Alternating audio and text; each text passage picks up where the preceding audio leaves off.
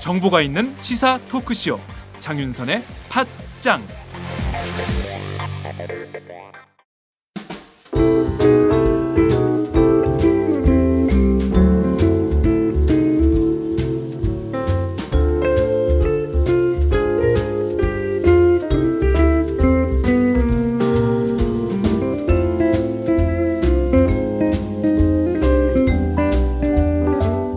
임태훈, 김광진의 생산적 만담, 인권의 정치.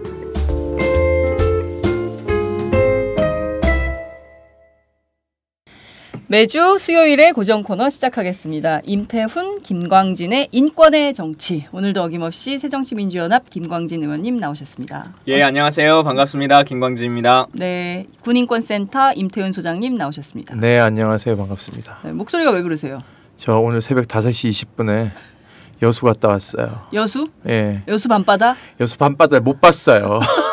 아, 그 팟짱 녹음 때문에 여수 가서 강의만 하시고 식사는 뭐 돌산 갓김치에 이렇게 뭐 돌게장에 구경도 못 했고요. 네. 그 무슨 여수 엑스포역 앞에는 뭐 식당도 없어. 허우 벌판이더만. 아닌데요? 거기 엄청 많은데. 뭐 엑스포 뭐 문만 있고 뭐 네. 없더만. 그 길을 건너야 되는데. 아, 몰라. 길 건너 없어. 그 역사 안에도 무슨 편의점 하나만 있고 아무것도 없더만. 그래가지고요. 네. 저 강의만 3시간 하고요. 12시 55분 기차 타고 다시 올라왔어요. 서울로? 기차 안에서 호두과자 먹었어요. 아, 나 정말 게장도 못 먹고 이게 뭐야 불쌍하다. 도대체. 어떡하면 좋아. 여수 땅 처음 밟았는데. 그러게 안타깝네요. 아까 그 사진은 봤어요. 여수역 특이하더만. 마지막 역이니까 기차가 거의 뭐 네. 저기 그 출입문을 향해서 있더만요. 그래요? 네. 자, 오늘 그 인권의 정치 특별 손님, 특별 게스트가 한 분 오셨습니다. 이런 환영은 처음. 네, 우리나라 최초의 프로파일러입니다. 국내 프로파일러 1호 배상훈 서울디지털대학교 교수님 모셨습니다. 어서 오세요. 네, 안녕하세요. 배상훈입니다. 네, 교수님 저희가 팟짱에 한번 모신 적이 있습니다. 십상시 사건 때 경찰 자살 사건 관련해서 교수님 모시고 한번 쭉 분석을 했었는데요. 그때 굉장히 청취자들 반응이 뜨거웠어요. 그래서 오늘은 유병언과 관련된 진실을 좀 말씀을 해주실 건데요. 우선 오늘 국회 정보위 회의가 열렸는데요. 무엇보다도 국정원 해킹 사건이 굉장히 심각한 문제로 제기가 되고 있는 상황입니다. 우선 의원님들은 좀 이 사태를 어떻게 보시나요?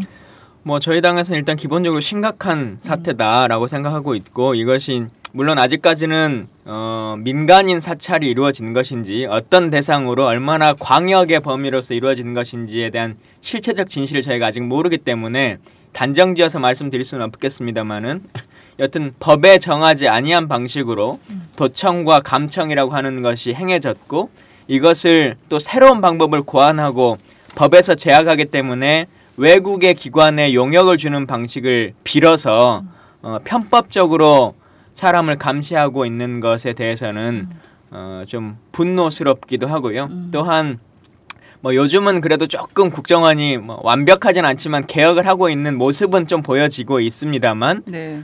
우리가 많이 염려하고 우려하는 것이 2012년도의 국정원이지 그렇습니다. 않습니까? 네. 그 댓글 부대를 운영했던 원세훈 원장 시절인데 네. 지금 이 프로그램이 원세훈 원장 재직 당시 2012년 1월 달에 구입돼 왔던 프로그램이기 때문에 과연 정상적으로 안보를 위해서 혹은 프로그램 개발을 위해서 연구용으로 가져오는 것이겠느냐, 그 당시에 정말 그렇게 쓰였겠느냐라고 하는 것들에 대한 고민점들이 좀 있는 거죠. 그러니까요. 지금 각 언론사마다 이 기사 쓰느라고 지금 팀이 다 가동 중이에요. 시사인 같은 경우에는 크라우드 소스로 해서 많은 그 시민들이 참여해달라 이런 프로그램도 새로 개발을 하고, 오마이뉴스도 뭐 팀이 지금 계속 자료 분석하고 뭐 이러고 있는데요. 어찌됐든 그 어마어마한 사건입니다. 임태훈 소장님은 이 사건 딱 났을 때 어떻게 보셨어요? 저는 한국의 워터게이트 사건이다. 그러니까 이게 이제 당시 그 미국이 네. 민주당 그 회의를 도청한 사건이 있었죠. 그 이후에 사실상 FBI나 이런 것들이 다 정보기관들이 모두 개혁되거나 또는 문민통제를 되게 강하게 받았거든요. 네. 그러니까 그 이후와 이전이 굉장히 많이 미국은 달라졌더라고요. 가보니까. 그러니까 한국도 사실은 이제 이렇게 빅브러더 시대 왔고 이렇게 불법적인 해킹 시스템을 도입해서 국민 혈세를 썼는 것에 대한 철저한 진상조사가 좀 선행돼야 되고 좀 국정감사, 국정조사를 해야 되지 않을까라는 생각이 들어요. 사실상 네. 야당이 지금 집안 싸움을 중단하고 머리채를 지금 국정을 향해서 상투잡이를 해야 되는데 걱정입니다. 지금 제가 보니까 김광진 의원님이나 몇몇 젊은 그 생각이 젊은 의원들만 이 문제에 대해서 굉장히 심각한 우려를 하고 있고 네. 당 차원의 조직적 대응은 아직까지는 안 보이는 것 같아요. 네. 그래서 이 부분에 대해서는 철저한 진상규명과 더불어서 이참에 국정원이나 또는 보이지 않는 정보기관인 사이버 그 사령부 사령부나 또 정보사령부, 기무사. 예, 기무사 여기에 대한 그 국회 차원의 문민통제를 강화하고 더불어서 제가 항상 얘기하지만 이 정보감독관제도 그러니까 이것을 통해서 다시 한번 외곽에서 감시하는 견제기구를 만들어야지만이 이러한 엉뚱한 짓거리를 안 해요. 사실은 지금 뭐 안드로이드 체계만 계속적으로 이렇게 네. 해킹을 뚫어달라라고 얘기하는데 이건 기업이 사실상 또 피해죠. 그렇죠. 그러니까 제품을 개발하는 데 있어서 창의성을 떨어뜨리고 구매 의욕을 지금 상실케 해서 사실상 삼성이 국민기업으로서의 발돋움할 수 있는 역할들을 또 제어할 수 있는 거예요. 그렇기 때문에 이런 것들은 국익 차원에서라도 일벌백계 단죄해야 된다고 보고 있어요. 그러니까 여기에 가담한 사람들은 뭐 이런 표현을 좀 하지만은 집안이 멸절할 수 있게끔 그냥 아주 싹을 뽑아야 돼요. 다시는 공직에 발도 못 붙이게끔 아주 강하게 처벌해야 된다. 이게 뭐 몇몇 팀이 그랬겠어요? 아니면 이게 뭐 어찌됐든 원세훈 원장이 관여됐을 가능성이 굉장히 높은데 이거는 지금 뭐 의혹 덩어리이기 때문에 이걸 다 파야 되는 건데요. 교수님 전직 경찰이시잖아요. 예. 국정원 이 사건 좀 어떻게 보셨습니까? 그러니까 우리나라 정보기관, 사법기관들이 이제 문민통제가 안 되고 있다는 걸 단적으로 보여주는 것 같고요.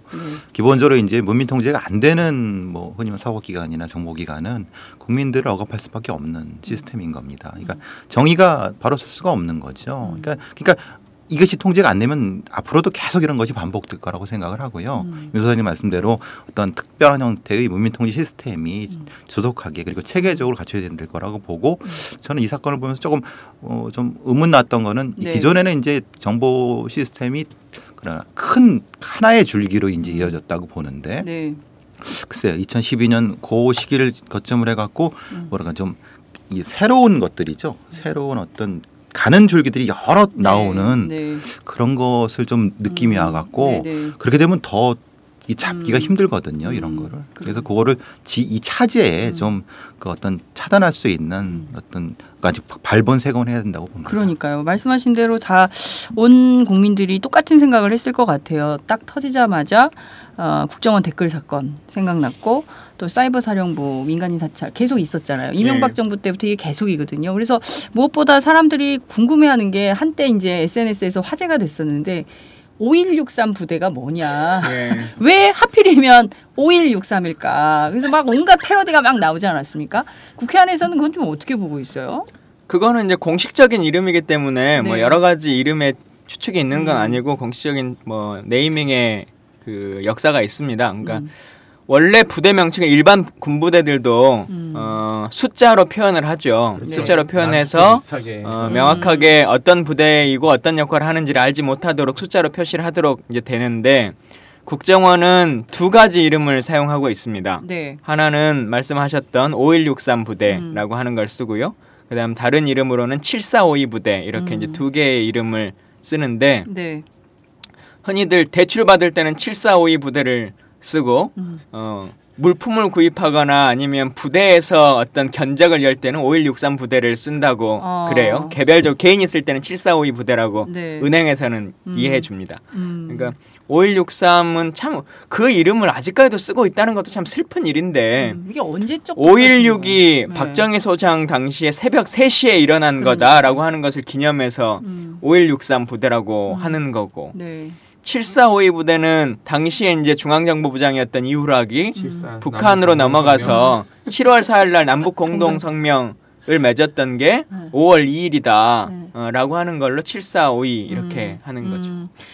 그러니까요. 이게 그러니까 문민정부를 지나왔는데 민주정부 10년을 지나면서도 그건 못 바꾼 거예요. 그죠? 그렇죠. 그러니까 그 역사를 계속 갖고 온 정확하게 거예요. 얘기하면 15년이죠. YS까지 치면 YS가 그러네요. 사실상 하나의 척결하면서 구테타가 일어날지도 모르는 군을 일대 혁신을 했거든요. 네. 사실상 YS가 못 됐기 때문에 DJ는 굉장히 철학이 깊고 이래가지고 이렇게 단칼에 못 치는데 네. YS는 정말 못 됐거든요. 그래서 그냥 마구 밀어붙입니다. 사실상. 네, 네. 근데 이걸 못 밀어붙였어. 근데 지금 이거 굉장히 심각한 문제인데요. 새정치민주연합은 제1야당이잖아요. 네. 이거 어떻게 좀 대응 체계 시스템을 좀 그러니까 언론사들은 기사 쓰기 바쁜데 국회 안에서는 어떻게 대응할 건지 만약에 이제 물론 순간 지금 이름을 어떻게 바꿀 거냐고 물어보는 줄 알았어. 이름? 5163? 네. 5163 심각한 문제라고. 아니. 그렇게 들으셨죠? 네. 아니에요. 그게 아니라 대응 문제인데요. 나는 바로 들은 것 같은데. 그래요? 임태훈 소장님의 귀가 제일 났군요. 아니 지금 정신이 혼미한 건 내가 가장 혼미한데 지금. 아니요, 시청자들이 네. 판단하실 거예요. 예, 정신 혼미한 두 사람이 지금 제일 그런 것 같아. 여하튼 본론으로 다시 돌아가서 이게 지금 굉장히 중요한 문제인데 국정원에서는 입장을 밝혔어요. 이것은 북한을 도감청하기 위한 것이었다라고 입장을 냈어요. 그동안 부인하거나 입장 없음으로 일관해오다가 오늘 이제 국회 정보위에서 밝힌 걸로 지금 보도가 되고 있는 상황인데요. 대북용이었다 이렇게만 볼 수 있을까요? 일단은 그 앞에 설명이 조금 빠져 네. 있는데요. 원칙적으로 이것은 대북용으로 구입하는 것이 아닙니다. 3차 장실에 있었던 소프트웨어 연구개발비를 가지고 사용한 것이었고 네. 당시에는 북한도 2만 5천 개 핸드폰 우리나라에 있는 핸드폰을 도감청을 하고 있다 이런 뉴스가 막 떠돌기도 했었고 네. 또 실제로 이 프로그램이 지금 35개국 정도에 판매되고 있는 프로그램이지 그러니까요. 않습니까? 예. 그러다 보니까 아마도 북한도 사지 않겠냐라고 하는 염려 우려가 있어서 그러면 우리도 한번 사보고 어떻게 대응하고 공격할지를 연구하자라고 하는 원래 연구실에서 산 겁니다. 그래서 3차 장실 산하. 예, 3차 장실 산하에서 네. 그래서 사실은 그렇게만 사용했다면 아무런 문제가 없는 거죠. 연구용이니까. 연구용으로 사용했고 실제 그게 필요할 수 있으니까요. 근데 연구용으로 쓰다가 어느 순간에 이거 실전에 사용해보자라고 하게 된 거예요. 네. 근데 이제 오늘도 계속 물었습니다마는 그러면 이것을 누가 실전에 사용하자고 결정했느냐라고 네. 하는 사람을 데리고 찾아봐라. 네. 있을 거 아니야. 분명히 3년 전인데. 네. 라고 했더니 지금 원장의 대답은 아마도 본인이 판단하기에는 원장선에서 결정한 것일 거라고 보여진다. 이렇게 답변한 거거든요. 네. 물론 당시의 원장은 원세훈 원장인 거고요. 그러니까 연구용으로 샀다가 북한에도 한번 써봤다. 지금 이제 이렇게 가고 있는 거고 또 네. 대한민국 국민들이 북한 상대로 혹은 간첩 상대로 뭔가를 해야 된다는 건데 너무 그렇게 야당이 쪼이지 마라라고 네. 하면 그 안보 논리로 그 여론을 이겨낼 수 있다 지금 이렇게 판단하고 있는 것 같아요. 네. 저는요 지금 정보위만 개최해서는 안 된다고 보고 있어요. 지금 경찰청도 구매를 하기 위해서 의뢰를 했고 네. 지금 정보사령부 산하 777 부대라고 추정되는 곳도 사실상 이 업체에서 이것을 사기 위해서 접촉을 했다고 보고 있어요. 그렇다면 범죄를 하기 위해서 예비적으로 무언가를 실행했다면 그것에 대해서는 죄를 물을 수 없다고 하지만 저는 징계는 할 수 있다고 보고 있어요. 그것을 구매를 접촉하라고 명령을 내린 사람에 대해서 네. 경찰청 내부에 그게 경찰청장이면은 문제는 더 심각해질 것이고요. 네. 만약에 정보 보안 안보 쪽 그러니까는 그 공안 쪽에 네. 사람들이 접촉했다면 그 라인 다 처벌받아야 되는 거죠 사실상. 그리고 지금 현재 국정원이 북한을 향해서 이것을 했다라고 하는데요. 이것은 말장난입니다. 왜냐하면 지금 현재 그 777 부대가 북한의 통신 장비를 다 감청하도록 되어 있어요. 네. 도감청을 하는데 제가 거기 관계자들한테 들은 얘기예요. 그거 남한으로 이렇게 돌리면 남한도 도감청 가능하거든요.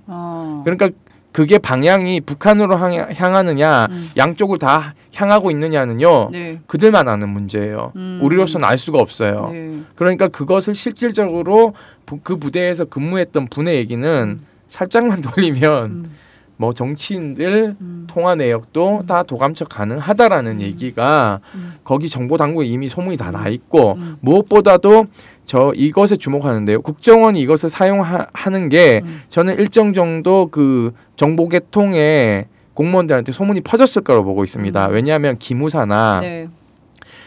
국정원이나 우리 그 경찰 그 정보관들 네. 이런 사람 서로 교류하거든요. 정보도 서로 주고받고. 교수님 실제 그런가요? 뭐 실제로 저도 제가 아는 정보 형사들은 다 도청된다고 쓰시지 말라고 그런 얘기를 전 직접 개인도 들었습니다. 예. 형사가 교수님께 쓰시지 말라고 예. 요청되니까. 그러니까 이제 정보관들이요 핸드폰을 한두 개를 가지고 다니는 게 아니에요. 업무폰이 있고요. 네. 업무 외 폰에서 여러 개를 갖고 4개요. 예. 3개, 4개 가지고 예, 여러 개를 갖고 다녀요. 무전기 이런 거 말고. 아니, 아니 진짜. 말고요. 예, 실질적으로 그 안기부 차장했던 누구예요? 저기 새누리당 옛날 의원했던 누구예요?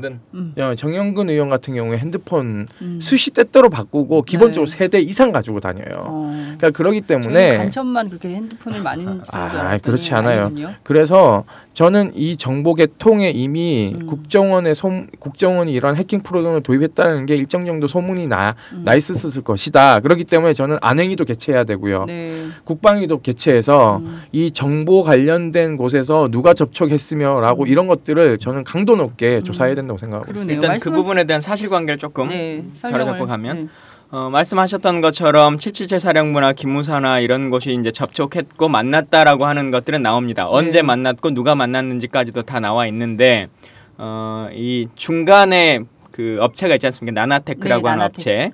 그 업체가 이제 매출을 좀 늘려야 되니까 어떤 곳에 더 팔 수 있을까라고 하는 것을 논의하게 돼요. 이탈리아 업체랑. 그래서 이탈리아 업체가 더 매출 늘려면 어디가 더 있니 하니까 기무도 있고 어디도 있고 뭐도 있어. 그래가지고 우리나라에 있어. 이렇게 이제 메일을 보내주죠. 네. 그래서 쉽게 말하면 방산 전시회 비슷하게 이제 홍보회를 한번 엽니다. 시연회 같은 거. 호텔에서 열었다는 그 시연회. 호텔에서 여는 것도 있고요. 방산 박람회에서도 한번 박람회에서도 이거를 있고 지금 2번 있는 것 같은데. 네. 그래서 그렇게 열리는데 다만 최종적인 이메일에 뭐로 나오냐면 그 국정원을 제외한 다른 아까 컨택했었던 업체들은 이것이 일리걸하기 때문에 다 거절했다 이렇게 나옵니다. 그러니까 불법성이 있다고 판단돼서 대한민국에는 다른 기관들은 구입하지 않겠다는 의사를 표명했다 이렇게 나옵니다. 그러니까 나나테크가 중간에서 대행업체니까 매출을 늘리기 위해서 이를테면 뭐 기무사가 됐든 777 부대가 됐든 또 뭐 이제 경찰 혹은 검찰도 그런 게 있겠죠. 뭐 하여튼 등등의 필요한 정보 영역의 모든 데가 다 알아봤지만 여기는 불법적인 요소가 있기 때문에 하지 않겠다라고 거절을 했고 실제로 이루어지지 않은 걸로 확인이 된 겁니까? 일단은 그 메일상으로 봤을 때는 그 메일이 거의 지금 사실관계니까요. 나나테크가 이탈리아 본사에 나온 거에서 최종적으로 우리가 접촉했던 다른 곳들은 일리걸해서 거절했다 이렇게. 근데 그 일리걸한 거를 국정원은 왜 리걸하게 쓴 겁니까? 그러니까 국정원도 그것에는 염려가 많았죠. 그래서 이 사건이 터지고 이것에 대한 국민적 여론이 뭐 부담된다 혹은 불법성에 대해서 어떻게 커버해야 될지 모르겠다 이런 부분에 대한 것을 계속적으로 질문하기도 하죠. 자, 그런데 국정원에서는 우리는 내국인을 대상으로 절대로 활용한 적이 없다라는 입장을 밝혔어요. 교수님 믿으세요? 글쎄요. 여태까지 해온 행태로 봐서는 별로 신뢰가 안 가는데요. 네. 그러니까 뭐 내국인에서 앞에도 2012년에도 많이 했었잖아요. 네. 글쎄요. 전 고지고대로 안 믿기는데. 그러니까 시연회를요. 그러면 북한을 대상으로 했다는 건가요? 아니죠. 아니죠. 그 시스템을 본 거죠. 그 시스템이 그러니까 어떻게 예를 들면 그 시스템이 해킹하는 걸 보여줬을 거 아니에요. 네. 예를 들어서 이 핸드폰을 자기네들 핸드폰을 가지고 해킹을 해서 자 봐라 보이지라고 보여줬을 거 아니에요. 그렇죠. 예. 그럼 이거 내국인 거 아니야. 그럼 내국인이네. 한국인 대상으로 한 거다. 한국 대상으로 한 거지. 시연을 한국에서 했잖아요. 맞아. 북한의 핸드폰은 아니 뭐야? 북한의 김정은 거를 가지고 했을 건 아니잖아. 그러니까는 이 시연 자체가 이미 불법을 행한 거잖아요. 임 소장님 말씀은 어차피 이 국내에 와서 국내 망을 한 거기 때문에 당연히 그 국내에서 일괄한 걸 했다는 거죠. 그러면은 이게 정상적인 국가면은요, 대한민국이 수사 개시를 해야 돼요. 경찰도 수사 개시를 해야 되고요. 검찰과 경찰이 이때는 야 옳다구나, 니들 죽어봐라 그러고는 국정원을 상대로 그럼 국정원 상대로 막 압수수색영장 신청해가지고 마구 들어가야 되는 게 조직 보위 논리예요, 사실상. 그것이 바로 리거란 거죠. 네.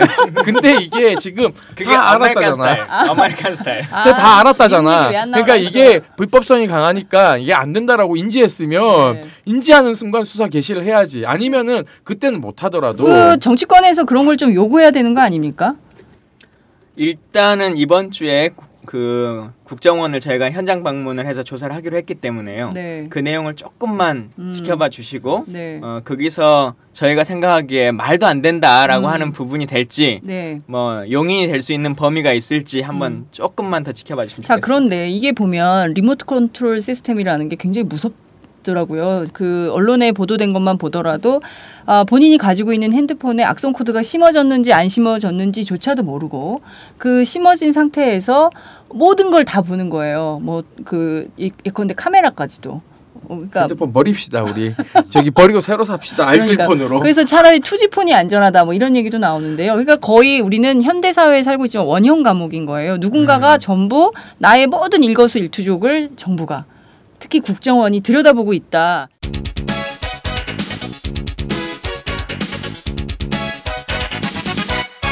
장윤선의 팟짱.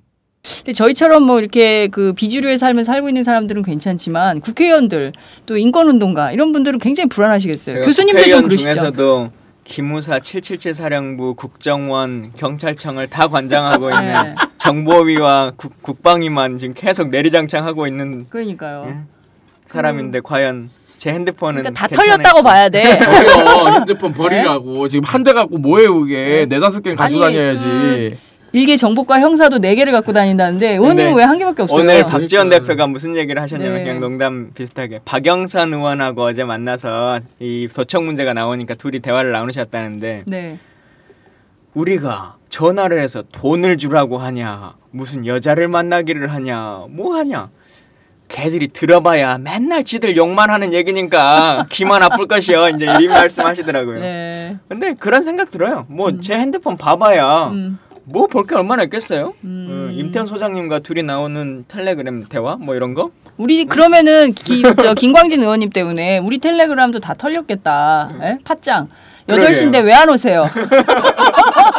아침 8시인데 어디야? 뭐 이런 거. 이런 것들을 사실은 국정원이 다 들여다보고 있었다. 이렇게 봐도 과언이 아닐 수도 있겠다. 물론 내국인 대상으로 절대로 국정원은 활용한 적이 없다라는 입장을 천명하고 그것도 있죠. 사실관계만 조금 더 바로잡으면 예. 지금 이제 20개 회선을 샀다고 하는 겁니다. 네. 20개 회선을 샀다고 하는 건데 지금 이제 저희가 좀 전문가가 필요한데 혹시 이 방송을 들으시는 분 중에 이런 분야의 전문가가 있으면 꼭 좀 오마이뉴스나 저한테 연락 주시면 좋겠는데요. 네.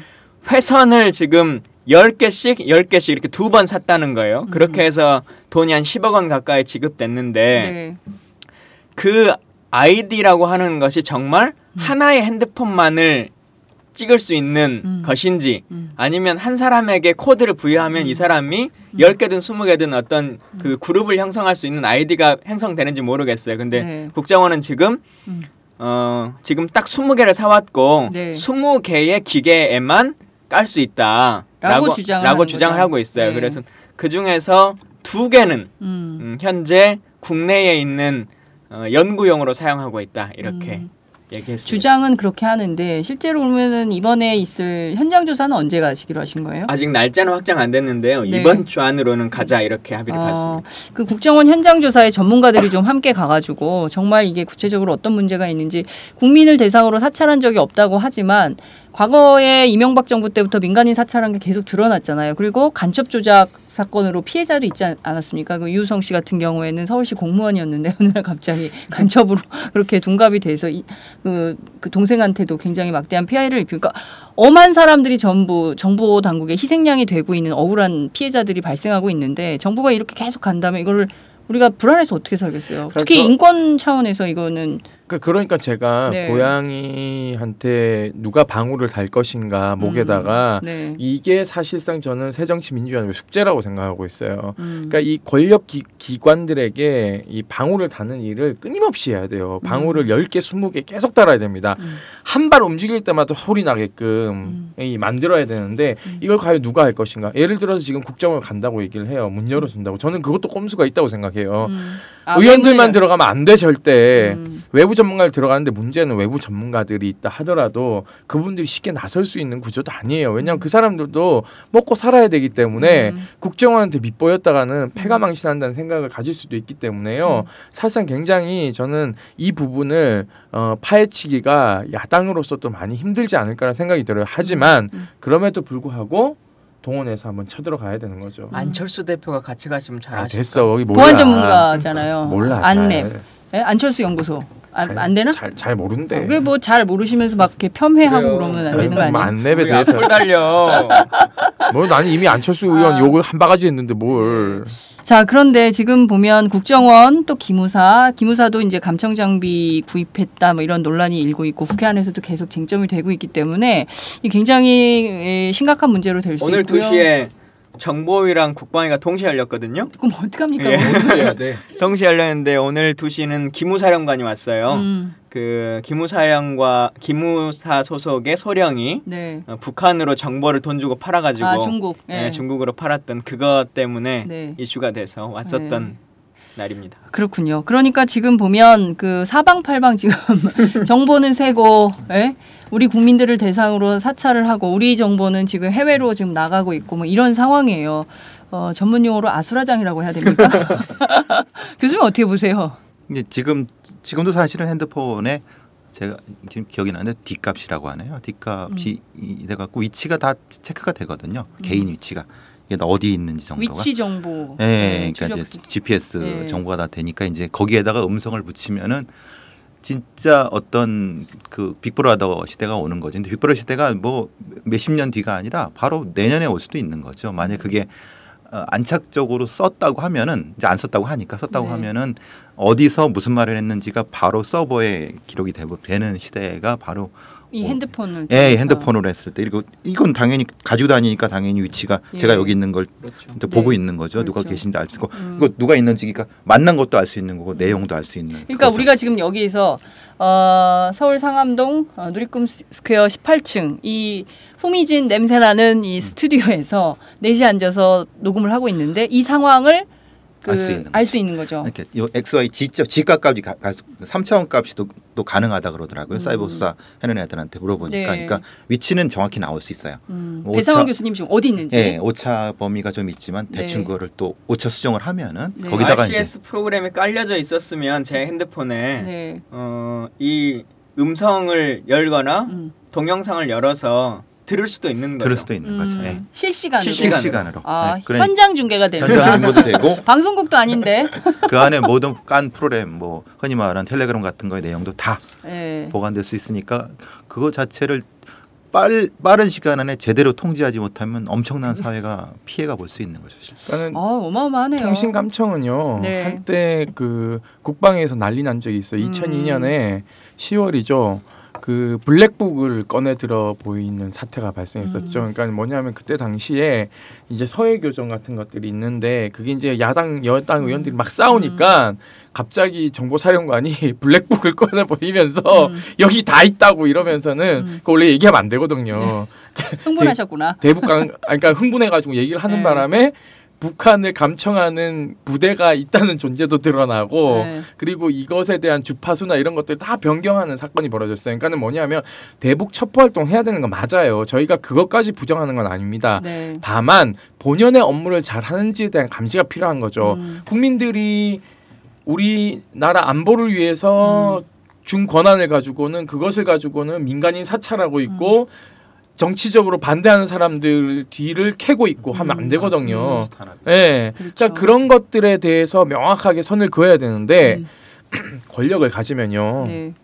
여야 할 것 없이 정보 보고 받아요. 들여다보고 들여다보고 싶은 싶은 욕구가 강하지. 굉장히 제가 내 욕을 하는지 안 하는지. 누가 내 욕하는지. 그거는 독재적 기질이 강할수록 많이 늘어나요. 그러니까는 박근혜 대통령이 남을 못 믿는 게 결국 아버지부터 받은 생리거든요. 그러니까요. 저도 그것 좀 그 의원님께 여쭤보고 싶었는데요. 박근혜 대통령이 그 6월 25일 날 호통을 치시잖아요. 국민들께 유승민 원내대표를 심판해달라고 요구하시고 그 뒤로 5일 뒤에 닷새 뒤에 국정원을 방문하시지 않습니까? 그러니까 기존의 대통령들을 보면 역대 대통령들은 공개적으로 한 번 정도 초기에. 취임 초기에 갔는데 물론 이번에는 뭐 국정원 댓글 사건 때문에 또 오해를 받을 수 있어서 못 갔을 수 있다. 근데 지금 이 타이밍을 적절한 타이밍이라고 본 이유는 뭘까? 이런 것도 좀 궁금하기도 하고요. 30분간 머물러면서 격려를 했다는 거잖아요. 국정원을. 근데 지금 국정원 격려할 건 또 뭐가 있었을까? 이런 의문들이 생겨요. 기본적으로 뭐 창설 기념일 정도에 맞춰서 그냥 격려를 가졌다 이렇게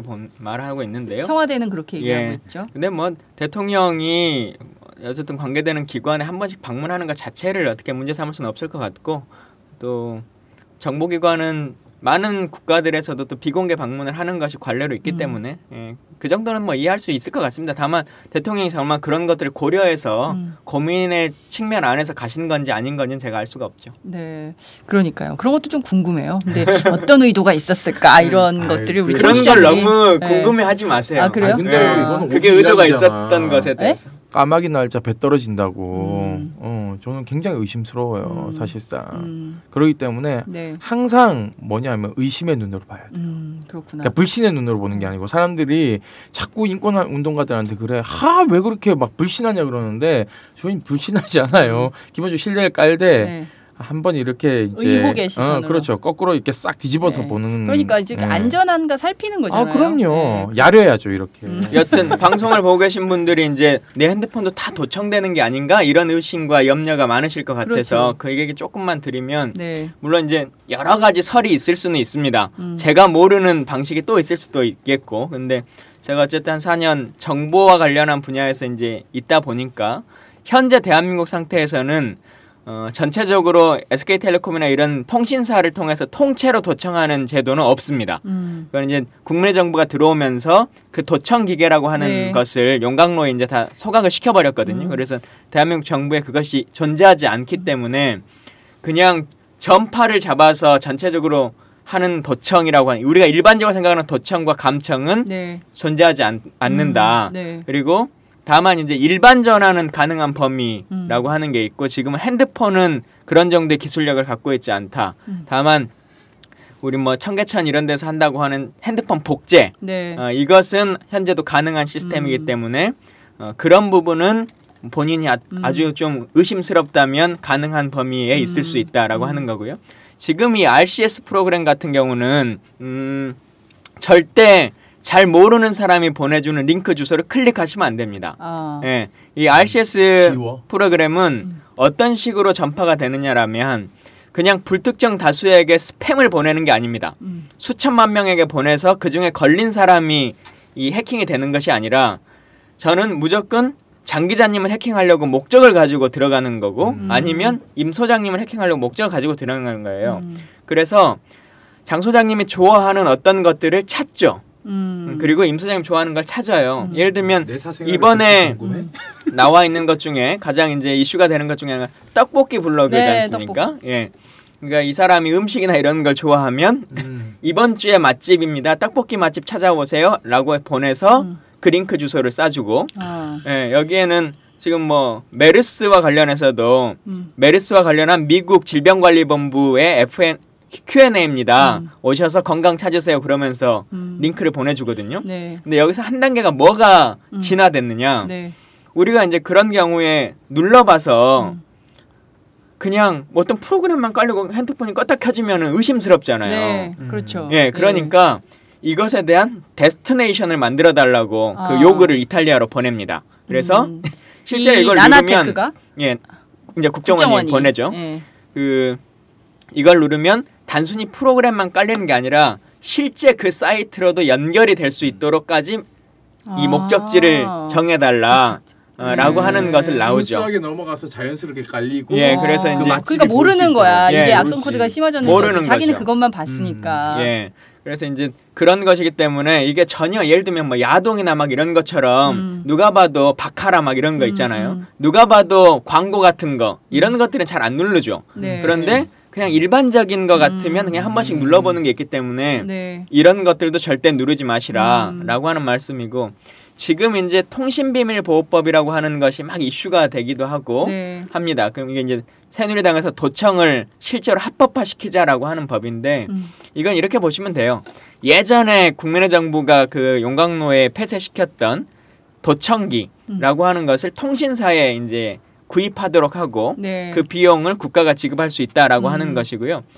이거는 뭐냐면 핸드폰이 출고되면서부터 기본적으로 그 프로그램 깔려 있는 거예요. RCS 프로그램이라고 하는 것을 깔도록 하는 거죠. 새누리당은 그 법을 왜 하려고 하는 겁니까? 그게 대한민국 안보를 위해서 가장 중요한 일이라고 생각한다고 합니다. 그러니까 이제 손쉽게 감시할 수 있는 거죠. 그러니까 그리고 예를 들면은 불필요하게 국가기관을 동원할 필요 없이 우리가 필요할 때 꺼내서 볼 수 있게끔 칩을 다 심어버리면 편하죠. 개별 앱이나 이런 것들은 다운받거나 업그레이드 네. 받기가 쉽지 않은데 예를 들면 그 SK텔레콤의 OS 프로그램 이런 것들은 누구나 다 동일하게 다운을 받잖아요. 업그레이드 받잖아요. 네. 이제 거기에 같이 섞어서 해달라고 하는 것이 통신비밀보호법의 개정이죠. 그게 이거는 정말 있어서는 사실상 안 되겠네요. IBM 체계에 사실상 미국이 그걸 다 심어놨거든요. 그래서 미국이 전 세계적으로 그렇게 프로그래머해서 들여다볼 수 있는 기능을 깔고 있다는 것을 우리 정보사령부도 알고 있어요. 네. 그러니까 그것을 차용하는 거죠. 사실상 이건 굉장히 위험한 발상이고 네. 처음 오셨는데 우리 얘기를 너무 많이 그러니까요. 과거에 우리 배 교수님도 아시겠지만 유덕상 한국통신 노조 위원장이 해와기지국에서 네네, 맞아요. 도청하고 있다는 걸 폭로하면서 이게 난리가 나서 그게 소각이 된 것이거든요.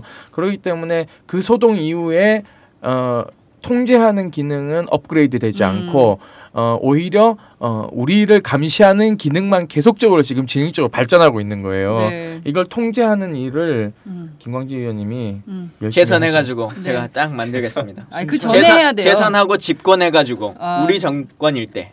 그럼 그 전에는 어떻게 해요? 집권 어려울 것 같은데. 그전에는 절대 모르는 걸 클릭하지 마세요. 내가 너무 수동적인데. 예? 김광진 의원 재선은 내가 봤을 때 가능한데 이거 저기 야당이 집권하기는 어려운 것 같아요. 예. 참 국민들 입장에서는 불안하고 매우 불행한 상황이 벌어지고 있다. 그리고 저희가 사실 좀 방송의 재미를 위해서 뭐 웃으면서 하긴 하지만 사실 이게 굉장히 심각한 문제고 어떻게 보면은 정부가 국민을 들여다보고 있다는 것처럼 끔찍한 일이 또 어디에 있습니까? 사실 교수님 앞서 지적해 주셨지만 어쩌면 빅브라더 시대에 우리가 이미 살고 있고 나중에 역사가 그때는 빅브라더 시대였다라고 평가할 일일 수도 있겠다 이런 생각이 좀 듭니다. 이거 좀 더 저희가 들여다볼게요. 이번 주는 한 요 정도로 하고요. 현장 다녀오시고 그다음에 다음 주에도 이 문제를 계속 이어가야 될 것 같다라는 생각이 좀 듭니다. 자, 두 번째 의제로 넘어가겠습니다.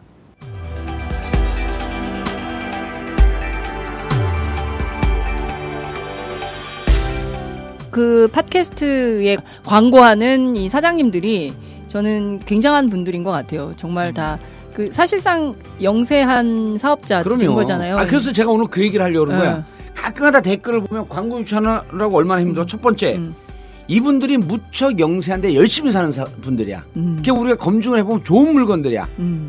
그런데 댓글에다 뭐라 하냐면 광고 많이 나왔구나 스킵했어요. 자랑이다 들아.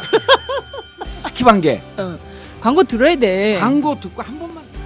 팟짱에는 지금 안타깝게도 스킵할 광고가 없습니다. 장윤선 기자와 제가 오래오래 취재 현장을 지킬 수 있는 방법은 여러분의 좋아요와 구독하기 그리고 광고입니다. 팟짱을 응원해 주실 개념찬 광고주를 기다리고 있습니다. 서울 733-5505 내선번호 108번 서울 733-5505 내선번호 108번 지금 전화 주십시오.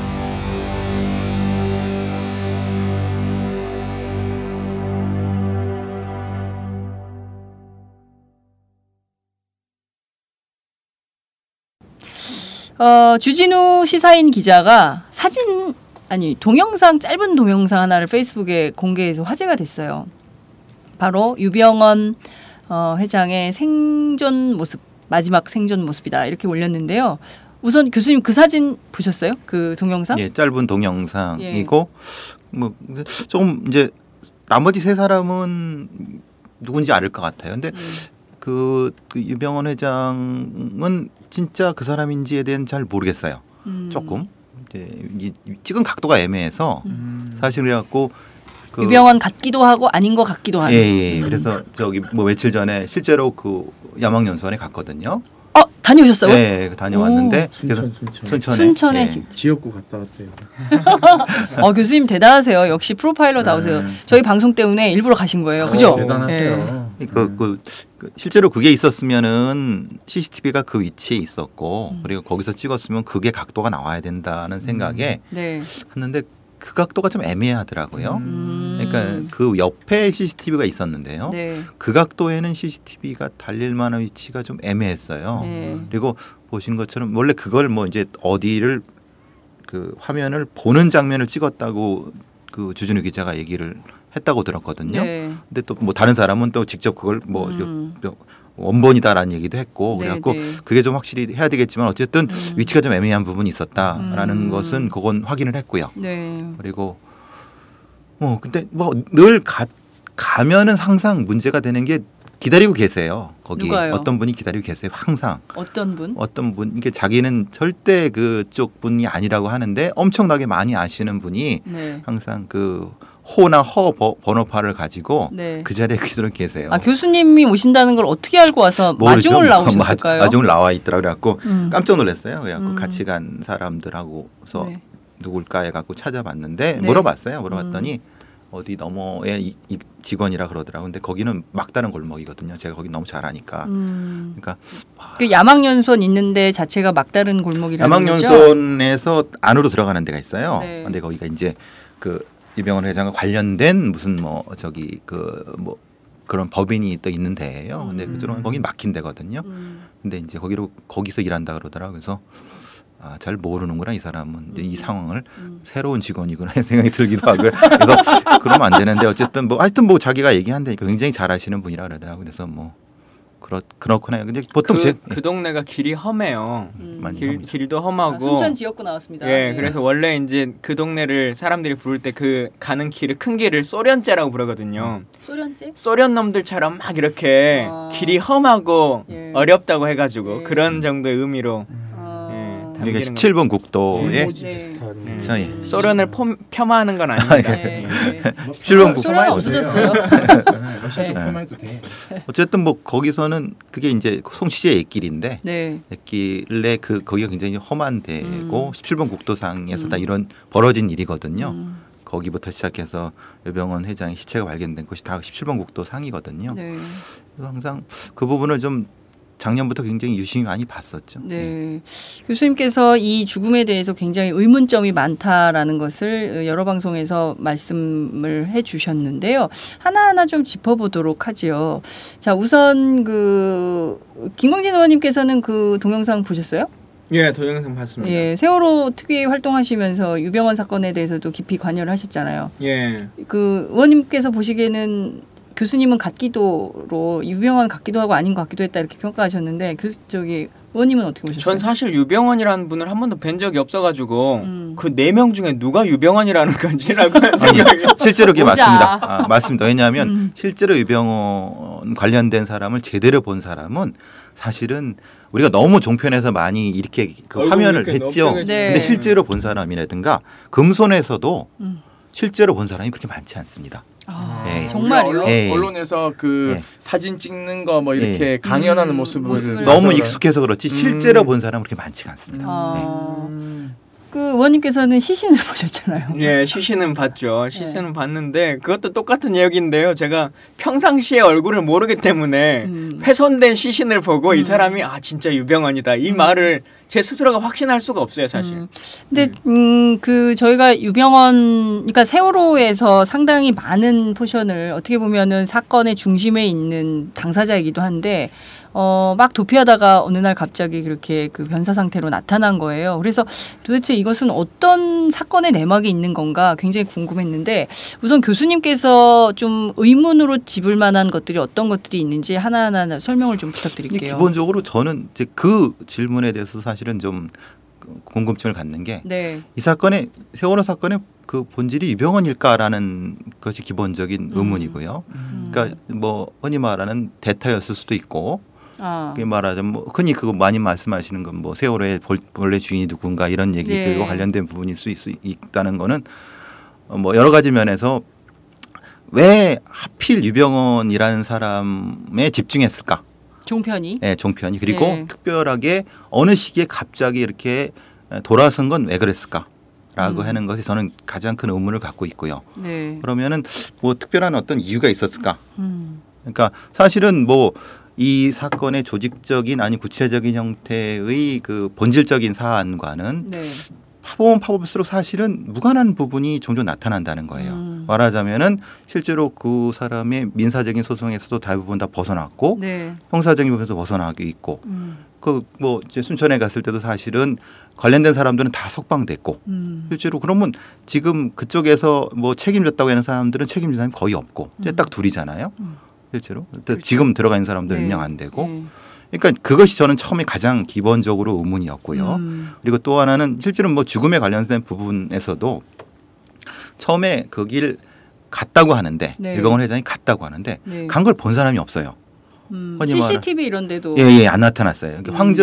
황전 IC부터 나갔는데 어떻게 다른 사람은 다 찍히는데 그 사람만 안 찍혔을까라는 부분이 저도 계속 거기로 계속 왔다 갔다 했는데 CCTV가 굉장히 많거든요. 교수님 몇 번 왔다 갔다 하셨어요? 저는 거의 20번 넘죠. 20번? 네, 거기서 대학 교수도 했기 때문에 거기서 이제 거기 뭐 지리를 잘 알기 때문에 뭐 했는데 그 애매한 부분이 그런 거였어요.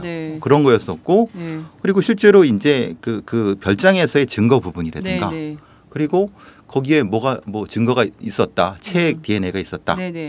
그리고 거기를 털었는데, 그러니까 좀 뭐 저기 수사관들이 털었는데 사후 조치가 안 돼 있었고, 그러니까 그런 부분들의 맥락마다 이거는 원래 수사 방식은 아닌데, 이런 것이 한 서너 번 겹치니까, 그럼 이게 이 사람들이 진짜 수사를 하려고 했었나? 그럼 역으로 봤어. 그러면 없었을 수 있다. 원래 그리고 사실은 주진우 기자분도 사실은 그 얘기를 하시고 싶었던 거잖아요. 시기가 안 맞는다. 그러니까 죽은 시기랑 실제로 발견된 시기가 너무 뜰 수도 있고 할 수도 있다. 그러니까 주진우 기자 말대로 조금 뭐 유병헌 놀이를 했을 가능성이 훨씬 높다. 그러니까 이미 시신은 오래전에 거기에 있었는데 그 이제 시선을 다른 데 돌렸다는 얘기를 그렇죠. 그 얘기가 거죠? 주진우 기자 얘기고 저도 상당히 그 부분에는 의심이 많이 간다는 거예요. 저희가 좀 알아보니까 주진우 기자가 공개한 그 동영상은 5월 4일이라는 거예요. 그러니까 사망 시점이 6월 4일 정도 되는 거죠. 발견된 거는 6월 12일이고. 5월 31일에서 6월 4일 그 정도 사이죠. 라고 이제 주장을 하는 건데. 그러니까 저는 의심이 되는 게요. 그 CCTV 굉장히 많아요. 어디요? 그 근처에? 그러니까는 그 근처에 전국적으로 굉장히 많아요. 그렇기 때문에 어제 뉴스를 보면 어떤 뭐 백화점에서 그렇게 이제 어떤 여성을 이제 그 강도하려고 했는데 이 사람이 도망가는 걸 실시간으로 쫓아가지고는 검거했거든요. 그러니까는 이제 물론 여기는 이제 대도시니까 더 집중적으로 있다고 하지만 우리가 그 소위 말해서 여기서 출발해서 순천을 갈 때 김광진 의원이 그 지역구로 들어왔는지 안 들어왔는지 정보기관은 빨리 알 수 있어요. 왜냐하면 어느 지점을 통과할 때 차량의 남바가 찍히기 때문에 그 남바가 바로 입력돼서 코드로 입력해 놓으면 그게 떠요. 이렇게. 그래서 수배 차량을 그런 식으로 잡거든요. 검문소에서 검문소가 있으면은 시계를 벗어날 때 저기 앞에서 번호판을 찍으면 수배 차량이면 여기 검문소에서 사이렌이 뜹니다. 그럼 그때 나가서 검거하거든요. 아니 앞서 교수님께서 말씀해 주신 대로 핸드폰 위치 추적이 다 되기 때문에. 그러니까 이게 뭔가 예를 들어서 거기 금수원을 빠져나갔을 시기부터 CCTV만 역추적해도 동선이 파악돼야 되는데 거기에 대한 수사는 뭐 있다 없다 얘기도 없고 저는 이게 뭔가 보이지 않는 손에 의해서 상당 부분 수사가 방해받고 있거나 아니면 수사를 태만으로 하고 있거나 뭐 여러 가지 의문이 드는 건 사실이에요. 기본적으로 임 소장님 말씀에 저도 동감하는 게 네.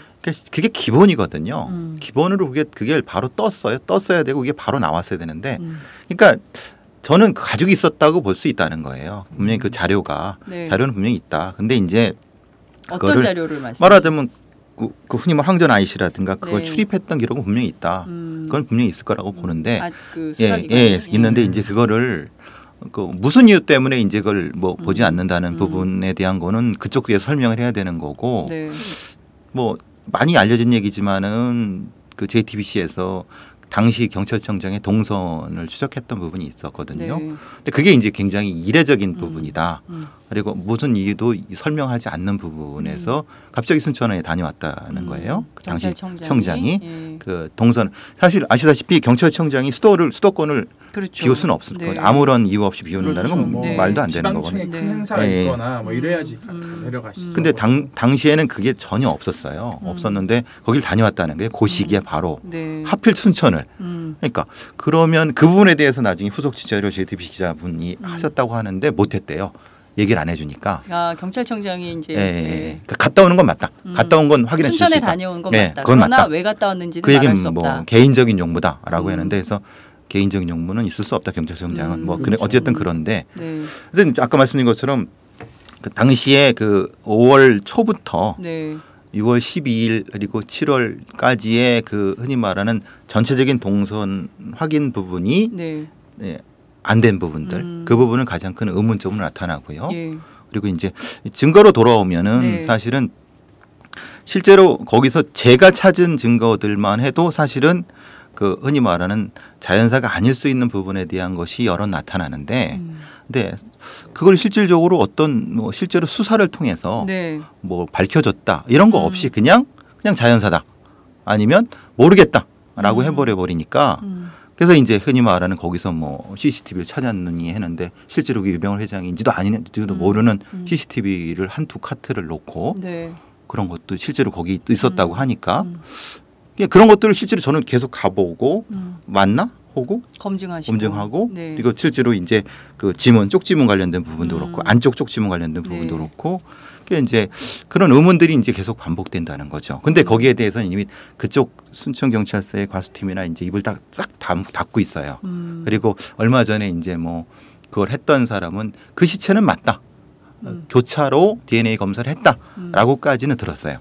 그런데 그러니까 그 시신이 유병헌 시신은 맞다. 맞다라고 했다고 했는데 그 우리나라 유명한 그 법의학 하시는 분이 네. 그걸 또 확인해 줬다고 얘기하더라고요. 네. 그래갖고 뭐 그럼 맞다 치자. 그 시체가 맞다 치자. 그리고 그러면 그 중간에 수사가 이렇게 이게 엉망으로 됐던 부분에 대해서는 어떻게 설명할 거냐. 근데 설명 안 한다. 네. 이게 지금 상황인 거죠.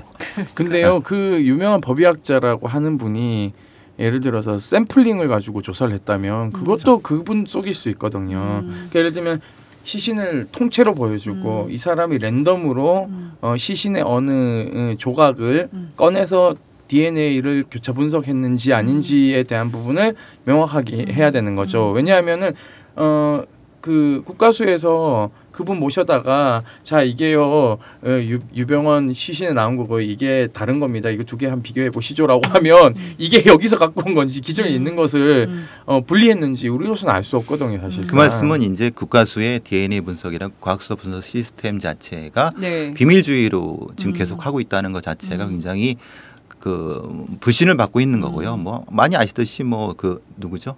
유서 대필 사건의 네, 그 강기훈 사건도 네. 공식적인 사과는 안 하고 있지 않습니까? 그렇습니다. 그리고 네. 중간에 뭐 아시다시피 그 저기 표창원 교수님이 그것이 알기 쉽다에서 했던 그 사건처럼 그 이제 화성에서 뒤에 있었던 사건들인데 네. 어떤 사건이 있었냐면 뭐 다 아시겠지만은 그 시차가 몇 년 돼 있는 선호 사건이 범인이 다 똑같은 거예요. 근데 그 범인이 하필 국가수 연구원이에요. 그래서 이게 무슨 소리냐 했더니 뭐겠습니까? 국가서 그 분석한 사람이 네. 침이 튄 거예요, 침이. DNA가 오염된 거죠. 그러니까 그게 이제 국가수에서 얘기 나왔던 거지 않습니까? 그래서 개인적으로 사과를 하고 그랬는데 네. 공식적으로 못하겠다라고 했던 거냐. 그럼 그런 시스템이 이렇게 엉망인 거에 대한 이거를 오픈을 해갖고 네. 도대체 몇 건의 이제 몇 년 동안 몇 건 오류가 있었고 예. 왜 그런지에 대한 거를 예. 국민 앞에 공개를 해야지 이게 흔히 말하는 신뢰를 할 수 있는 거지. 네. 예. 그거 없이 그냥 믿으라고 하는 것은 우리가 계속 들어왔던 거 아니겠습니까? 네. 몇십 년 동안 우리를 믿어라 그리고 또 사고 나면 미안하다 또 우리를 믿어라 이게 지금의 반복된 거죠. 네. 당시에 세월호 국조를 할 때 네네. 유병원 시신과 관련해서 가장 이제 궁금했던 것은 뭐 저야 의학적인 지식을 갖고 있거나 그러지 않고 했기 때문에 아마 국조를 같이 했던 분들 다 궁금하지만 어떻게 답을 찾지 못했던 것이 이제 이런 거였어요. 그러니까 이 딱 그 시신만을 가지고 봤을 때 첫 번째 질문은 진짜 유병원이냐라고 하는 것이 가장 큰 고민이었고 네. 두 번째는 이제 그 시신이 서면에서 발견되고 순천 장례식장에 있다가 서울로 올라오거든요. 네. 그래서 처음에 발견된 시신과 장례식장에 있던 시신과 올라간 시신이 동일한 것이냐 아니면 중간에 어디선가 누군가가 바뀐 거냐. 그래서 최종적으로 올라올 때만 유병원 시신이냐. 이제 이 고민이 많이 있었고요. 네. 그리고 이제 저도 현장에 가보고 했습니다만 가서 보면 이게 그냥 넘어져서 죽었을 거라는 것이 전혀 인식되지가 않거든요. 그러니까 예, 누군가가 뭐 어쨌든 죽여서 예. 때리든 뭘 해야든 기절을 시켜서 사지를 들고 그 자리에 던져놓은 모습이기 때문에 그게 그 현장에서 순천 매실밭 현장을 직접 의원님께서 가셨다는 거죠. 가서 봤던 그 현장은 이게 뭐 갑자기 돌부리에 넘어져가지고 그렇게 됐을 가능성은 거의 없다. 그리고 매실밭이라는 데서 넘어져서 정상적인 사람이 네. 못 일어나서 그 뭐라고 탈수로 죽은 거죠. 그렇게 네. 자연사로 며칠 동안 못 일어난다고 하는 것은 상식적으로 불가능하죠. 그러니까요. 실제로 거기는 의원님도 가보셨겠지만 인가가 바로 앞에 있습니다. 뭐 30m, 40m가 바로 인가거든요. 그러니까 네. 그거는 뭐 불러도 들리겠다. 예. 아니 바로 들립니다. 네. 거긴 도와주세요. 그리고 그 집 앞에 개가 너무 시끄러워가지고요. 개. 그 개가 아마 찾았을 거예요. 그 할머니는 감기 걸려서 네. 냄새를 못 맡았다. 시체가 썩는데. 네. 그러니까 그래서 개도 감기 걸렸냐. 그게 이제 유행했잖아요. 네, 그 말이. 예. 거기서 이제 그 뭐 두엄 얘기도 했어요. 두엄? 두엄 때문에 냄새 때문에 그게 못했다 그랬는데 두엄이 없어요. 왜냐면 화학비료밖에 안 쓰는 데거든요. 여기 가봤더니 그 뭐 농목에 가면은 두엄이 네. 없고 화학비료가 쌓여 있었거든요. 당시에. 그 교수님께서 직접 확인한 거예요. 네, 거기 뭐 농막에 그 네. 화학비료가 쌓여 있었던 거니까. 예. 그러니까 이제 뭐 그것도 아니었고. 그러니까 네. 그런 부분에 대한 설명을 안 하고 그냥 네. 모르겠는데 사인을 모르겠는데 음. 그 원장이 설명한 다음에 와서 저 그냥 이럴 수도 있다. 그러니까 저체온 사일 가능성도 있다라고 네. 공식 발표 끝난 다음에 해버린 거죠. 그럼 아예 그럼 공식 발표 안에 넣어야 되는 건데 네. 밖에 내니까 이제 국가수의 의견은 아닌데 국민들이 보기에는 뭐냐면 저체온 쪽으로 그렇죠 이렇게 돼버린 거죠. 그 속임수 써버린 거죠. 제가 보기엔 그건 명확한 속임수라는 거예요. 발표 안에 공식 발표 국가가 내는 공식 발표 안에 넣었어야 되는 건데 네. 우린 끝이야. 근데 자문했던 사람들 얘기를 한번 들어보자라고 해갖고 저체온사가 돼버리니까 국민들 인식은 이게 이렇게 됐구나라고 해버린다는 거예요. 그렇게 해서 스토리가 이제 끝나는 거예요. 예, 발표가 딱 됐죠. 찍히는 거예요. 그렇게 된 그렇게 유병원은 죽었다라고 해서 이것은 그냥 연구 미제 이렇게 이제 가버리는 이런 상황인데요.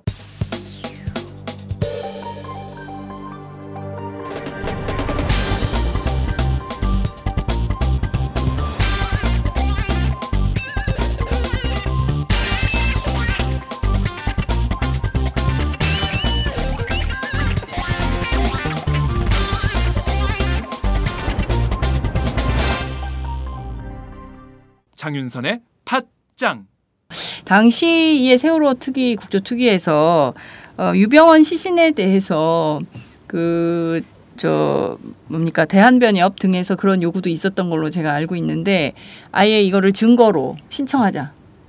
뭐 이런 얘기도 있었어요. 근데 그거는 사실 안 됐죠.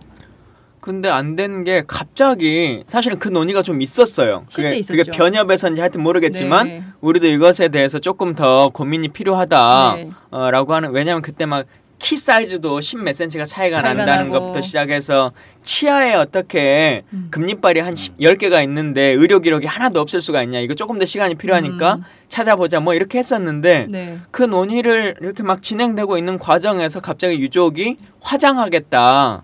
라고 이제 결정을 하게 돼서 근데 유족이 화장을 하겠다는데 사실은 정치권이 증거보전 어떻게 하겠어요? 신청해야죠. 예. 증거보전 신청해야 되는데 사실 재판이라는 것이 그렇게 되면은 지금 현재 선장과 그 관련된 선원들에 대한 재판이 있잖아요. 네. 그러면은 그분들을 변호하는 변호인들이 사실상 그거 증거보전 신청해서 치고 들어가야 돼요, 사실. 그러니까 윤일병 사건에서도 네. 가해자 측 변호인이 사실상 수사 기록에 대한 그 재판부에 공개하지 않은 수사 기록들에 대해 누락된 것들에 대해서 다 오픈해야 되고 증거 네. 채택해야 된다는데 그게 기각됐거든요. 그러니까 뭐냐면은 그 사람들을 보호해야 되는 것도 있지만, 네. 그러니까 그 사람들 입장에서는 이 사람들 의뢰인이기 때문에 이 사람들 형량을 깎아야 되는 것도 있지만 무엇보다 실체적 진실을 가림으로 인해서 유족들에게 고통을 좀 덜어주고 그리고 이 사람들이 완벽한 가해자가 아니다. 이 사람들만의 잘못은 아니다라는 걸 어필해야 되는데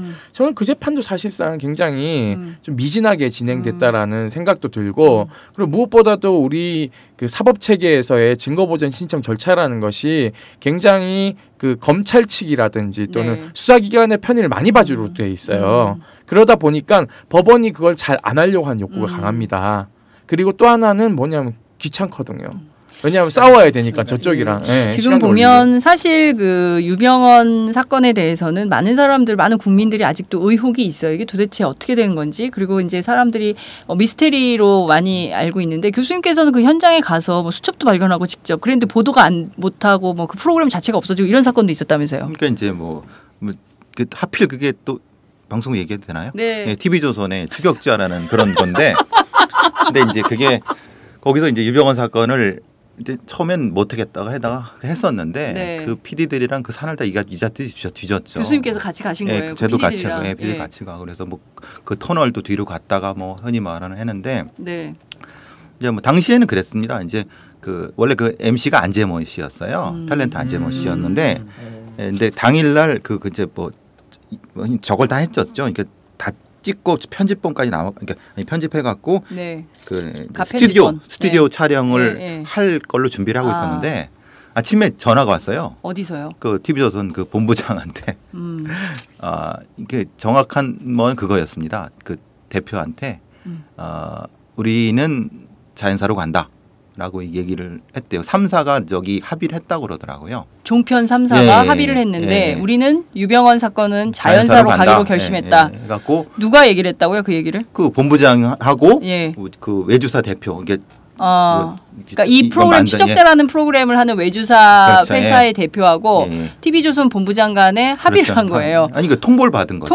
그렇게 가기로 했으니까. 그 통보받았으니 내용을 통보한 거죠. 통보하니까 네. 문제는 뭐냐면 그건 찍지 말라는 거예요. 그래서 그 다음에 다 분장하고 있던 전하 안재모 씨나 다 털고 나왔죠. 씨발 거리고 말하자면 왜냐하면은 뭐냐 이게 그러면 그 지금 상황에서는 지들은 그냥 가는 거고 그러면 뭐 맘대로 그러면 어떻게 하냐. 그래서 이제 그 프로그램도 엎어졌어요. 아예 프로그램 자체가. 프로그램 자체가 엎어졌어요. 그렇게 하면서 이제 뭐 롱런 하겠다고 으쌰으쌰 했는데 시청률도 잘 나왔는데 그러니까 그때부터 저는 그 사람들을 안 믿었죠. 왜냐하면은 이거는 얘네들이 이미 뭔가 뭐 각본까지는 아니더라도 뭔가가 있긴 있구나라는 생각을 하면서 그 외주사 대표는 엄청 손해를 봤죠. 뭐 몇 억 이상 손해를 봤는데 네. 어쨌든 그 상황이 되면서 그 과정 앞쪽 뒤쪽에 무슨 일이 있었냐면은 굉장히 이상한 일들이 많이 벌어진 거예요. 어떤 뭐 일이? 아시다시피 그 검찰 경찰은 뭐 증거도 막 헤매고 있는데 갑자기 뜨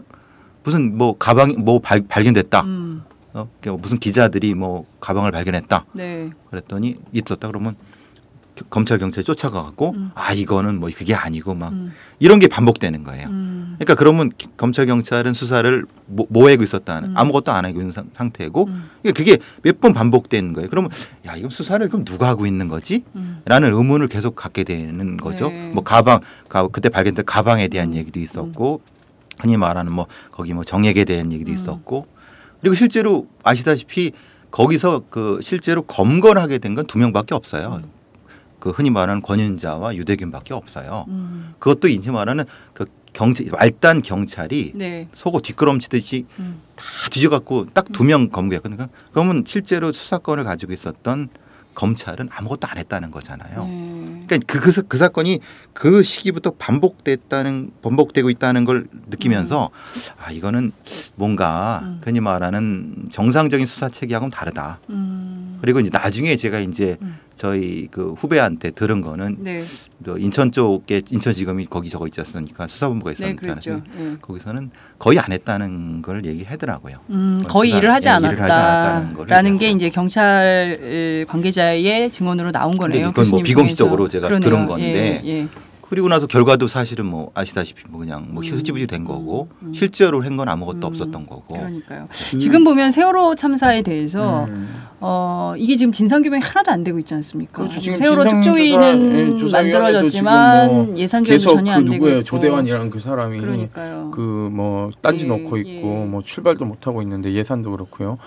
저는 이런 식이면은요 네. 국가 공권력은 땅에 떨어질 뿐만 아니라 앞으로 이런 문제 터지면 윤일병 사건도 저희가 폭로했잖아요 사실상. 네. 그리고 수사가 잘못됐고 기소도 잘못됐다는 거 우리가 다 입증했어요. 시민단체가. 네, 그 국가기관이 왜 써야 되는 거예요? 존재 자체 이유를 모르는 거예요. 세금 내는 게 아까운 거예요. 이렇게 되면 앞으로 배 교수님 우리 손잡고 뭐 CSI 민간 하나 만듭시다. 여기 지금 졸지 말고 왜 졸아 지금 이거 지금 졸고 있어. 그래서 같이 뭘 해도 될 것 같아. 저는 저기 잠깐 말씀드리면 이 세월호 전체적인 1년 반 넘는데 그 뭐 이렇게 그쪽에서는 싫어하겠지만은 종편에도 큰 책임이 있다고 봐요.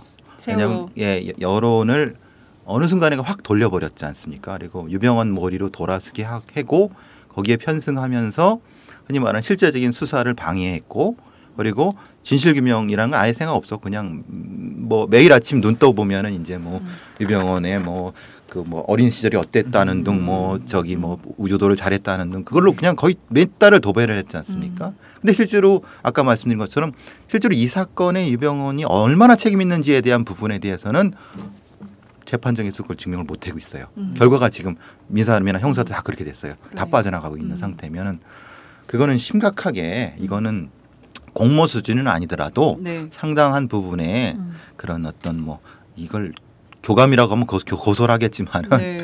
어쨌든 상당한 부분에 서로 간에 암묵적으로 이렇게 왔다 갔다 하는 것은 있었지 않았을까. 그러니까요. 아까 교수님께서 말씀해 주신 내용은 정말 충격적입니다. 그 이른바 방송국의 본부장이라는 분이 우리는 자연사로 가기로 했다. 이게 무슨 그 지들이 수사 결론 아니 뭐 이게 무슨 그 차라리 수사라도 했으면 다행이죠. 아니 결의를 해서 결정할 문제는 아니잖아요. 언론사가. 제가 그래서 네? 그때 저를 그 사람들이 불렀어요. 어떤 그 프로그램에 그 당신은 타사를 주장하니까 네. 자기네들은 뭐 몇몇 자연사를 주장하는 법의관들이랑 크로스체크를 생방 해보자. 토론해보자는데 네. 제가 그 머리를 모르겠습니까? 가서 저를 작살내려고 하겠죠. 그건 이제 흔히 말하는 다른 방식으로 작살내 갖고 이제 하려고 해서 그거는 제가 거절하셨어요. 백 정보를 알고 있기 때문에 그건 아닙니다라고 이제 했죠. 그 상황이 그랬대요. 자, 그럼 교수님께서는 여전히 그 자연사는 아닌 것 같고 그렇다면 유병헌 타살 의혹은 여전히 있다 이렇게 보시는 겁니까? 그렇죠. 그러니까 근데 수사를 안 했으니까 그거는 알 수는 없지만은 적어도 자연사일 가능성은 없다는 얘기예요. 정상적 수사 기법이 ABCD가 있는데 ABCD가 전혀 통용되지 않은 굉장히 이상한 왜곡된 것들이 존재하고 있을 가능성이 높다라는 것을 얘기하시는 거죠. 근데 진짜 의학적인 지식이 전혀 없더라도 네. 그냥 그 상황만 본다 치면 예를 들면 어떤 독을 먹었다 본인이 네. 그래서 독을 먹어서 비틀비틀 거리다가 그 자리에서 쓰러져서 죽었다면 모르겠습니다만 정상적인 사람이 돌불에 걸려가지고 그렇게 못 일어나서 저혈증으로 죽었다라고 하는 것은 그 아마 초등학생도 동의할 수 없을 거예요. 자, 그러면 어떤 타살이 의혹을 제기해 볼 수 있을까요? 그거는 어떤 가능성이 있을까요? 글쎄요, 뭐 약물에 의한 문제점 제기했는데요. 근데 당시에 시간이 좀 오래 걸렸다는 거. 만약 5월 4일에 많이 갔다 하면은 네. 그 거기서 적어도 보름 이상이 있었다고 하면은 그 안에서 이제 뭐 일정 정도의 뭐 다툼이 있었을 수도 있고 뭐 여러 가지 면에서 그 안에서 이제 벌어질 수 있는 여러 가지 상황이 있을 수 있겠죠. 네. 그러니까 그거에 대한 수사가 진행이 돼야 되는 거고 됐어야 되는 거고 예. 그리고 그 부분에 그리고 거기서부터 매실밭까지 와야 된 동선도 체크를 해야 되는 거고 동선 얘기를 하나도 안 하면서 거기로 그냥 갔다는 거지 않습니까? 네. 그러니까 그런 부분도 수사가 안 된 부분이고 그리고 실질적으로 그 안에서 이제 뭐 흔히 말하는 내부 공모자들이라든가 아니면 네. 관련자들의 수사가 탐문조차 안 됐어요. 오히려 제가 탐문을 좀 했죠. 그래서 거기서 이제 관련된 사람들을 얘기를 해보고 얘기해보고 네. 그러면서 그런 얘기가 이제 돌면서 네. 그 의심이 좀 되는 부분들이 좀 있었죠. 어. 지금도 그걸 확인하려고 며칠 전에 갔었던 거고. 네. 어떤 점을 좀 확인을 말하자면 그 움직인 동선을 네. 얘기를 하는 거죠. 유병원의 동선. 예, 네. 예. 매실밭 뒤쪽이 공동묘지거든요. 아 그래요. 예. 근데 그 얘기는 아무도 나오지 않았지 않습니까? 아 매실밭 뒤가 공동묘지. 예, 공동묘지거든요. 그리고 뒤쪽이 바로 이제 그 도로가 면에 있어요. 근데 네. 이쪽에서 보면은 산 쪽으로 가는 거지만 네. 이쪽으로 넘어가면 뭐가 되냐면 그냥 도로예요. 예. 도로의 뒤쪽에 바로 올라갈 수 있는 게 됐죠. 그 동선에 대한 얘기도 하나도 없었지 않습니까? 그러니까 그쪽으로 옮겼을 수도 있고 네. 걸어갔을 수도 있고 이제 무작정 그 흔히만 이제 개가 짖고 사람이 있는데 낯선 사람이 들어가면 거기 반드시 체크가 될 수밖에 없는 네.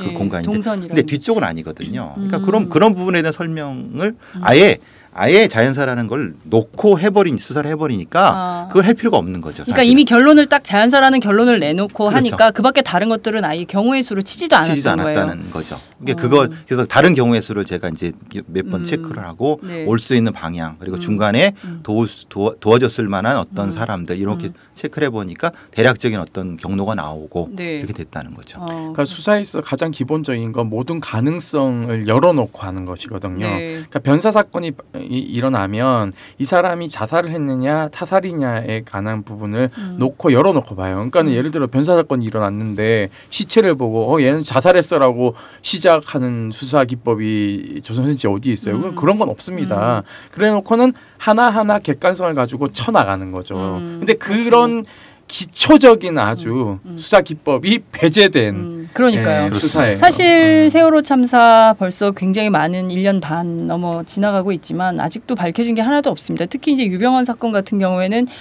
종편 틀면 나왔거든요. 그리고 교수님 말씀하신 대로 어떻게 보면 우리 수사기 종편 놀이를 언론이 하도록 그냥 방조했던 것은 아닌가 이런 비판 국회 안에서도 좀 나왔던 것 같기도 하고 그런데요. 이거는 어쨌든 세월이 많이 지나고 있긴 합니다만 반드시 좀 재조사가 필요하다 이렇게 보십니까? 그럼요. 당연히 그렇죠. 유병헌의 그 사인부터 시작해서 네. 그것이 왜 세월호 참사와 연관돼 있는가에부터 본질적으로 파봐야 된다는 거 하는 거죠. 아까 말씀드린 것처럼 단지 유병헌을 어떤 대타시키려고 했던 부분이 있었다고 하면 그거는 그렇게 했던 사람들의 책임을 물어야 되는 거고 네. 그것이 언론이든 아니면 국가기관이든 그러니까 거기서부터 시작해야 된다는 거죠. 예. 의원님께서는 교수님의 이런 지적을 좀 국회 안에서 받아가지고 좀 실행할 수 있는 방법은 없습니까? 교수님께서 그냥 민간 차원에서 뭘 할 수는 없으시잖아요. 뭐가 있을까요? 원래 이건 세월호 특조위에서 해야 되죠. 그러니까요. 했는데 거기 길을 막아버리고 있으니까 지금은 참 막막한 거죠. 배 교수님이 특조위에 뭐 좀 들어가셔야 되는 거 아니에요? 네. 들어가야 되는데 네. 모르겠어요. 근데 거기는 아예 뭐 이미 다 막아놔 버렸으니까. 아니 네. 그 뭐 저기 민간 전문가들 채용 공고 나지 않나요? 부위원장 사퇴했으니까 그리 가시면 돼요. 저희가 인사를 내는 것으로 해야 될 것 같습니다. 굉장히 뜨거운 감자입니다. 이게 사실 언론에서 당시에 구원파와 관련돼서 너무 뭐 여론몰이도 심각하고 뭐 취재를 할 수도 없다 뭐 이런 얘기들도 나오고 뭐 이런 등등의 여러 가지 복합적인 미묘한 문제들이 많이 있었던 사건인데요. 이것은 언론의 역할도 그리고 또 이제 교수님 같은 프로파일러의 역할도 국회의 역할도 인권운동가들도 이 문제는 좀 놓치지 말고 끊임없이 TV조선 프로그램이 추적자였습니까? 추적해야 된다고 생각합니다. 오늘 말씀 정말 잘 들었고요. 저희가 계속 추적해서 또 다시 만나서 한번 새로운 의제와 쟁점을 가지고 얘기해 볼 수 있는 시간이 마련이 됐으면 좋겠다는 생각이 좀 듭니다. 오늘 말씀 정말 잘 들었습니다. 감사합니다. 예, 감사합니다.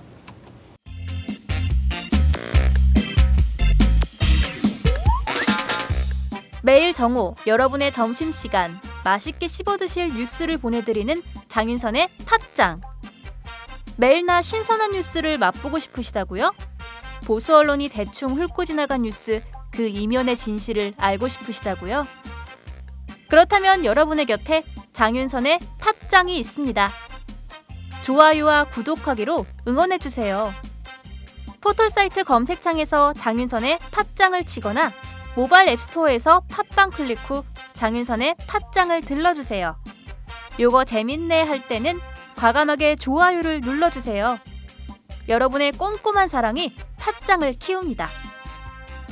장윤선의 팟짱, 애청자 여러분, 좋아요와 구독하기 꼭 부탁드립니다.